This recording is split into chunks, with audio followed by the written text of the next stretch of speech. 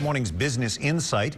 If you're looking for a fun, artsy way to wrap up the holiday weekend, try heading to Northside, where a new innovation called CoSign debuted on Friday.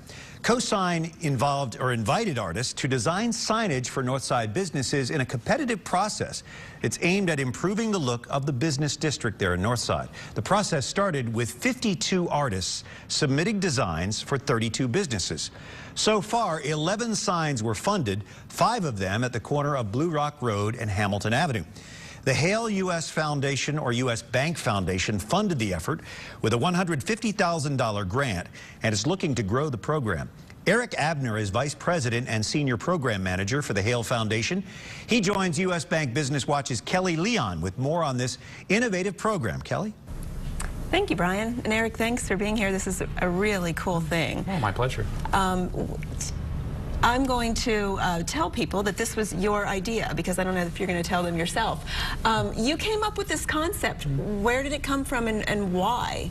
Well, we've been involved in conversations with other funders around the country about what's involved in creative placemaking. How do you use arts and culture? How do you use small business? How do you use physical environment to create a creative place in neighborhoods? So this was one way. We looked around at our talent in Cincinnati and we said, okay, well, we have an incredible talent pool of designers. We have an institution like the American Sign Museum. We have all these great small business districts. How do we put those together in a way that can do something that's uniquely Cincinnati? And so putting all that together, we came up with this concept of CoSign. And what is the idea behind the signs? Because I think some people might think, you know, put up a sign. What's the big deal? What is the big deal with this? Well, I think what we're trying to do is leverage the understanding of signage and the role that it plays in placemaking, so that if you think about some of those business districts that are great visual images, so if you go to Beale Street in Memphis with all the neon, or you go to Charleston, you see all the hand-carved and gold-leafed signs and things like that, they create an identity. So if we were saying, if we could actually take that, engage our local designer community, our artist community, and create our own personality of signage for business districts, what could happen? And could that lead to real vitality and increased vitality in business districts?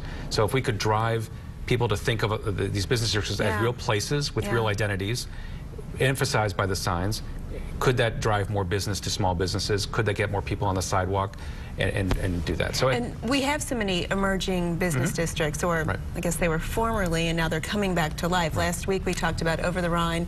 Mindy Rosen was just here talking about what's happening in downtown. So how will you measure the success of the signage, or can you, will you? How will you? You know, I think a lot of people are looking at it from a lot of different ways. One way is just, are we giving opportunities to our designers and artists locally to actually make a living as artists? So this process was a way that they actually got paid for their design work. Do small businesses actually see a growth in businesses? Is there more repeat business? Is there more mentions in media about business districts? I mean, different people are looking at the results of this in different ways. The American Sign Museum, which we have a great partnership with, are looking at it as a way for them to outreach into neighborhoods to get the value of signage and to get the appreciation of signage at a higher level. So the signs will actually attract people as well as the businesses themselves. If you go down and see them, they were unveiled on Friday. And if you go down and see them, I mean, there isn't a dud in the bunch. I mean, they were all beautiful signage, and it's incredible. I'm still baffled by the talent that we have in this community. So. And what's going to be really fun is when other cities come here to see what we've done and then replicate it. Yeah, no one else, with our research, no one else anywhere is doing anything like this, about matching artists and small businesses and professional sign fabricators, and nobody has a place like the American Sign Museum to leverage. And what's next? Where will we see these signs coming next? Well, I think we're going to be rolling this out in other neighborhoods, and I think we're looking for neighborhoods that have a unique character, that have a business district that has businesses that want to have new signs, that we have an engaged residents in the neighborhood who want to get involved.